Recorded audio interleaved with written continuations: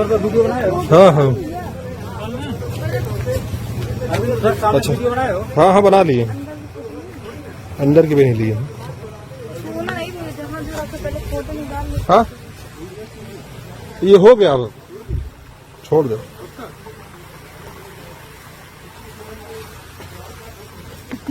गाड़ी ट्रेस हो।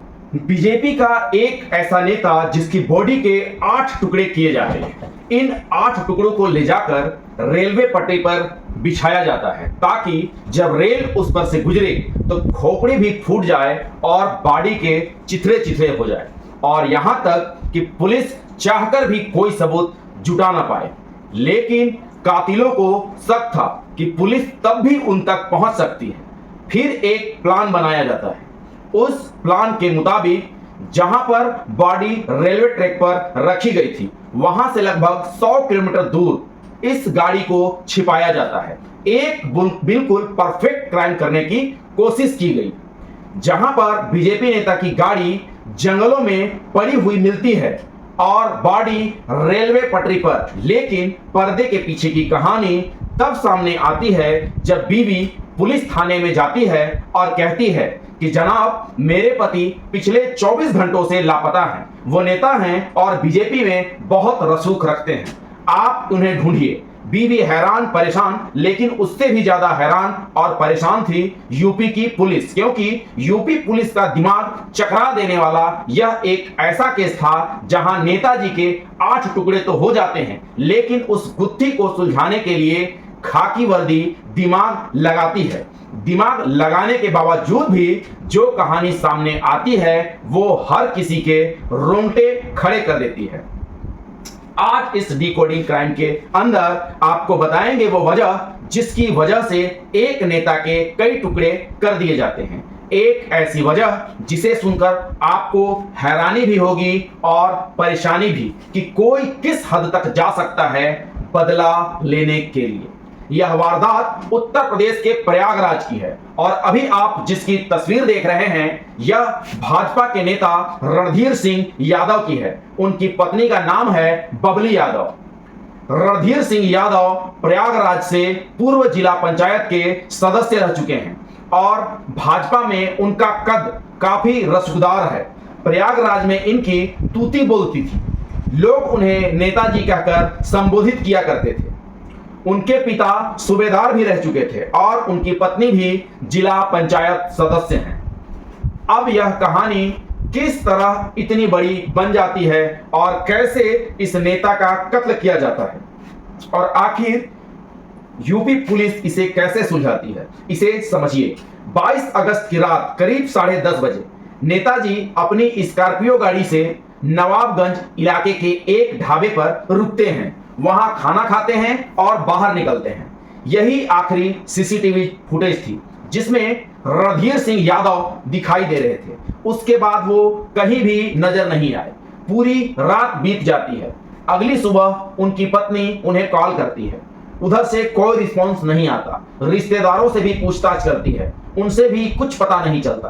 भांजा बताता है कि वो मामा के साथ ढाबे तक गया था, लेकिन मामा ने कहा कि वो कहीं आगे जा रहे हैं और उन्होंने मुझे घर भेज दिया। इसके बाद पत्नी जद्दोजहद करती है, रिश्तेदारों और आस पड़ोस में पूछताछ करती है, लेकिन कुछ भी पता नहीं चलता। 23 अगस्त की शाम को घबराकर पत्नी पुलिस स्टेशन चली जाती है और शिकायत करती है कि उसके पति 22 तारीख रात 10:30 बजे से लापता हैं। नेता होने के कारण पुलिस तुरंत एक्शन में आ जाती है। दूसरी तरफ प्रयागराज से 19 किलोमीटर दूर पूरा मुफ्ती इलाके में 23 अगस्त की सुबह कुछ लोग रेलवे ट्रैक के पास इंसानी अंग जैसे चिथड़े देखते हैं। पुलिस मौके पर पहुंचती है और अज्ञात पंचनामा करके जांच शुरू कर देती है। सिर बुरी तरह से कुचला हुआ था और पहचान करना मुश्किल था। डीएनए के लिए सैंपल ले लिया जाता है। 3 दिन बाद 26 तारीख को कोई दावा करने नहीं आया तो पुलिस ने टुकड़ों का अंतिम संस्कार खुद ही कर दिया।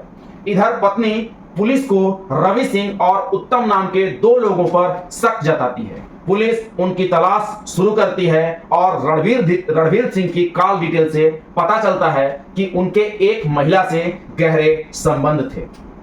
इस बीच चित्रकूट के जंगल में रणधीर सिंह की स्कॉर्पियो गाड़ी बरामद होती है। गाड़ी के नंबर प्लेट हटा दिए गए थे, लेकिन चेचिस नंबर से पहचान हो जाती है। गाड़ी में भाजपा के कार्ड और एक चिट मिलती है। पुलिस को शक होता है कि लाश चित्रकूट के इलाके में हो सकती है। तलाशी चालू की जाती है, लेकिन कुछ भी नहीं मिलता।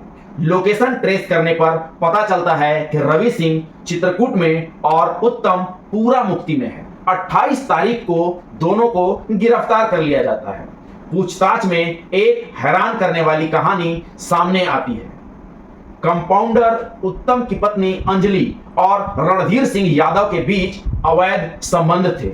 उत्तम को यह बात बर्दाश्त नहीं थी। जुलाई में अंजलि की संदिग्ध हालत में मौत हो जाती है। पति का दावा था कि उसने जहर खा लिया, लेकिन मोहल्ले और सोशल मीडिया में यह चर्चा होने लगती है कि अंजलि ने नेताजी की वजह से ही आत्महत्या की है। इसके बाद उत्तम ने बदला लेने की ठान ली। उसने और रवि ने 22 अगस्त की रात ढाबे पर रणधीर सिंह को बुलाया। स्कॉर्पियो में बैठाकर सुनसान जगह पर ले गए और वहां सर पर वार कर और गला दबाकर उनकी हत्या कर दी गई। उसके बाद कंपाउंडर उत्तम ने जिस अस्पताल का अनुभव था, नेताजी के 8 टुकड़े कर दिए।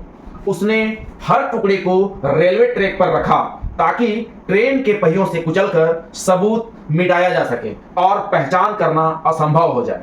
गाड़ी की पहचान से बचने के लिए उसे 100 किलोमीटर दूर चित्रकूट के जंगलों में छोड़ दिया गया। पुलिस भी शुरुआत में गुमराह हो गई, लेकिन तकनीकी सर्विलांस और लोकेशन ट्रेसिंग से सच्चाई सामने आ गई। पूछताछ में पुलिस ने उत्तम से यह भी पूछा कि क्या उसने अपनी पत्नी का पोस्टमार्टम कराया था, तो उसने कहा नहीं। इससे पुलिस को शक हुआ कि कहीं उसने अपनी पत्नी को भी तो नहीं मार दिया हो।